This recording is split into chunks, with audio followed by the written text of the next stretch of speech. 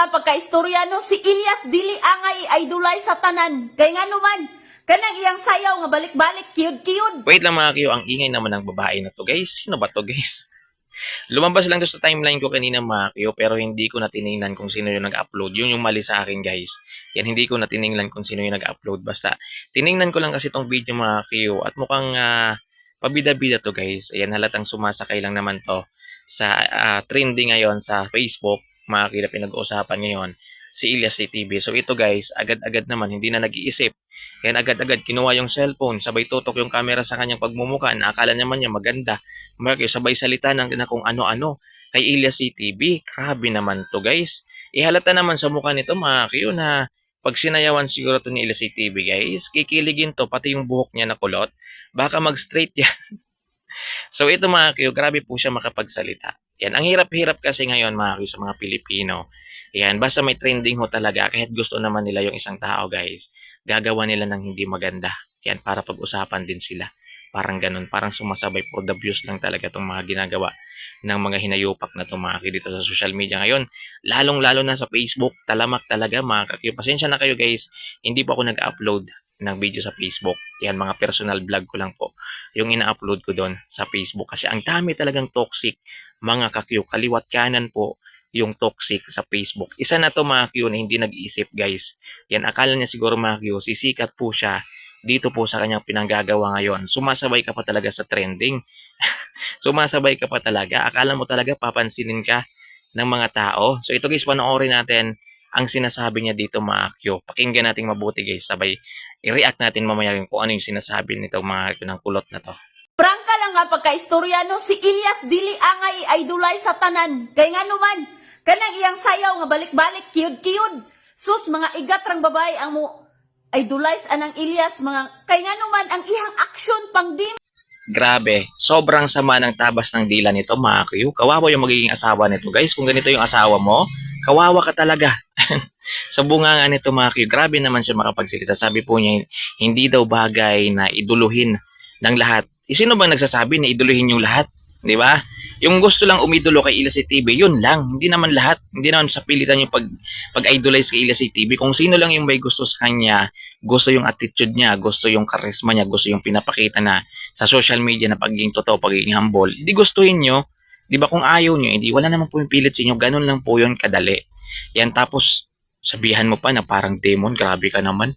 Ikitang-kita mo naman na sumasayaw lang siya ng maayos. Nag-i-entertain lang po siya ng maayos. Wala naman po siyang inaano ha.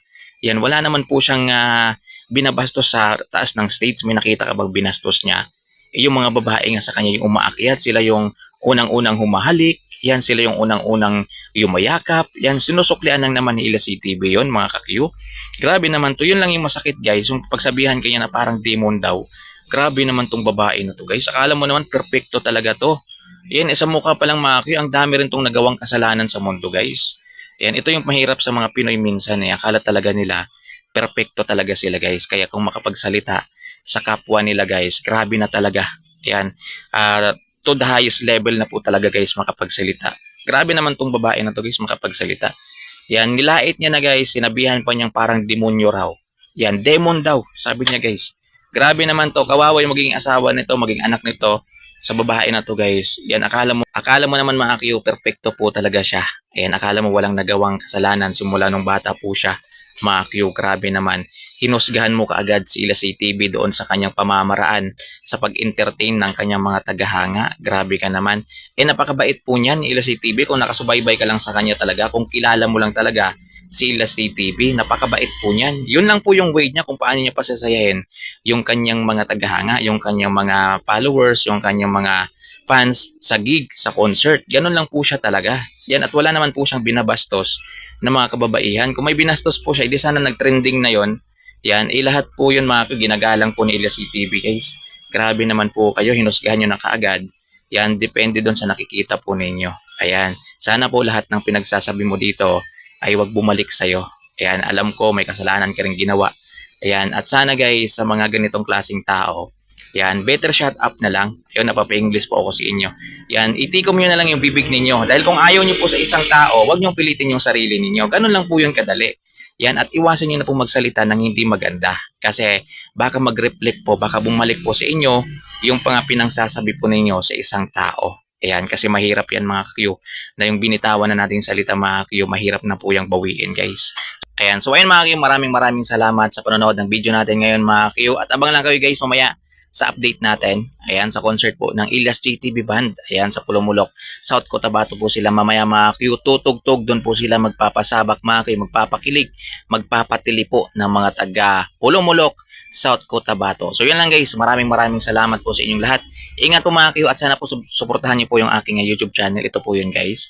Ayan, sana po masubscribe po ninyo at pakiclick na rin ng tiny bell button para kung may upload po tayo, update po tayo dito po sa ating YouTube channel, ay mo-notify po kayo kaagad mga Q. Maraming salamat guys. Ingat po kayo palagi.